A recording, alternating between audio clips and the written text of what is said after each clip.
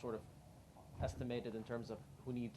The earthquake has, of course, compounded the already existing crisis. So in many ways, this is a crisis on top of another crisis.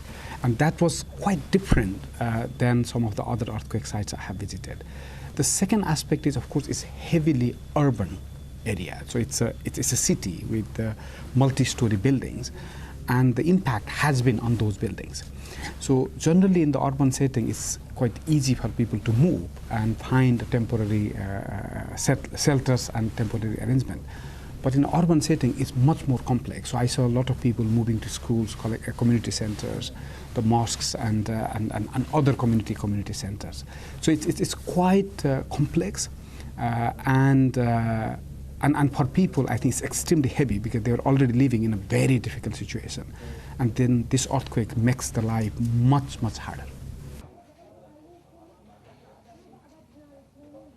The issue here is because the people were already overwhelmed with the crisis, and of course earthquake coming now just makes it so much harder. The shelter situation was already very difficult. Now it makes it much harder. The health situation already under stress, it makes it much harder. The shortage of fuel makes it much harder. The recent inflation because of the economic crisis makes it much harder. The health system that was heavily impacted by the COVID-19 makes it much harder.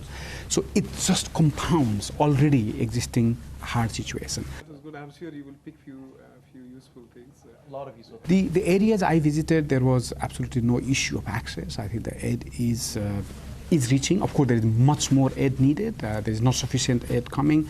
But on the other hand, this is just the first week of the crisis. The more aid is coming, also from our side.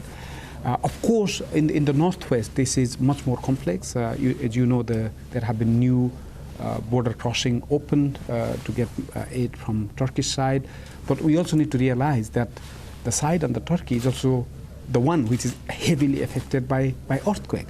And there are also millions of people needing humanitarian assistance there. So I think this is the issue, particularly in the Northwest.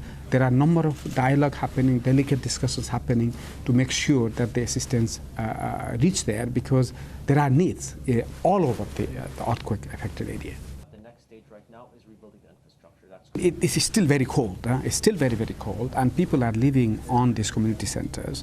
I must say that Syrian Arab Red Crescent was there very quickly, and many organizations are bringing aid.